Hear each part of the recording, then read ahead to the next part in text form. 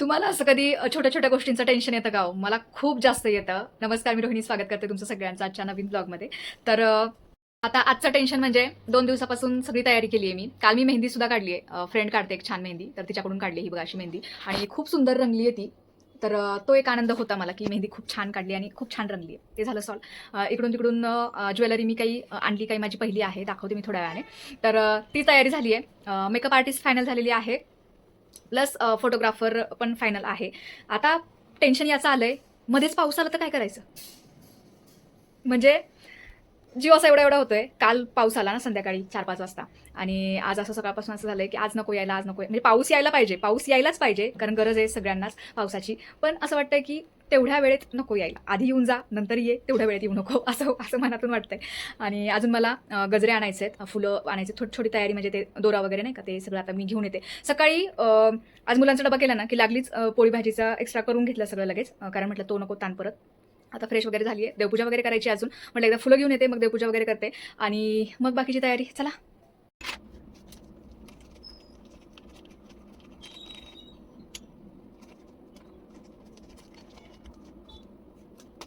आता अगदी प्रॉपर करते बरं का, सगळं ताट वगैरे रेडी करायचं आहे कारण की अगदीच मनापासून शूटिंग करायचं आहे सगळ्या गोष्टी अगदी. त्यामुळे म्हटलं ताट पण तसं सजलेलं पाहिजे, म्हणून मग सगळं छान तयारी केली आहे. अगदीच वटसावित्रीचं ताट तयार केलेलं आहे. आता किचनमध्ये स्वयंपाक वगैरे करून घेतलाय, बाकीचं आवरायचं ठेवलंय तसंच. बाकीचं आवरायचं ठेवलंय. आता म्हटलं आपण स्वतःची तयारी करूयात थोडीशी.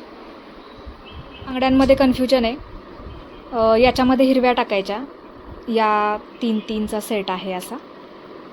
तर याच्यामध्ये हिरव्या टाकायच्या की दुसरा आहे या,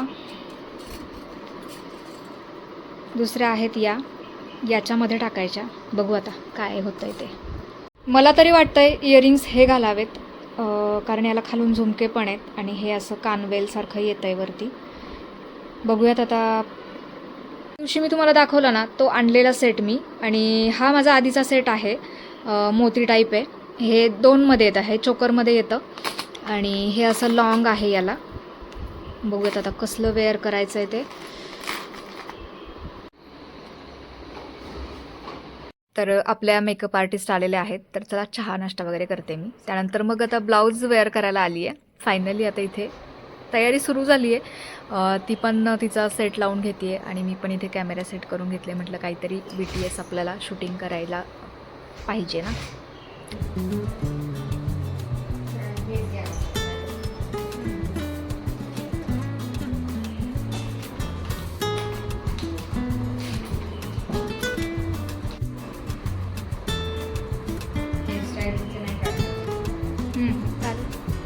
लेफ्ट राईट आन्सर कमी एक दाखवते.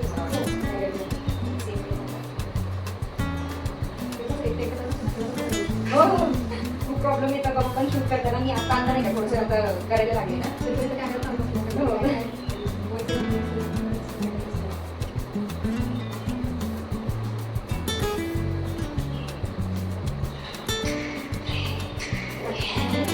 म्हणजे आधी फ्रंट असं थोडी मान हलवते, लेफ्ट राईट आणि मग डायरेक्ट झूम. हो येस, लेफ्ट राईट आणि मग ते नेक्स्ट नंतर थोडीशी मान हलवते.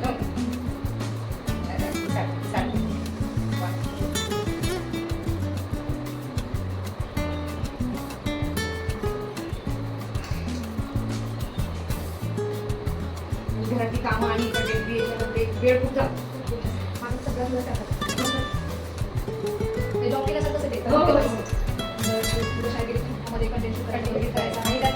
बोलायचं असतं त्यावेळी मध्ये आणि बॅकग्राऊंड आवाज येतो ते वेगळं, त्याची काळजी घ्यावीच लागते. रिंग लाईट पण आहे, पण तेच काय काय होतं काय करावं.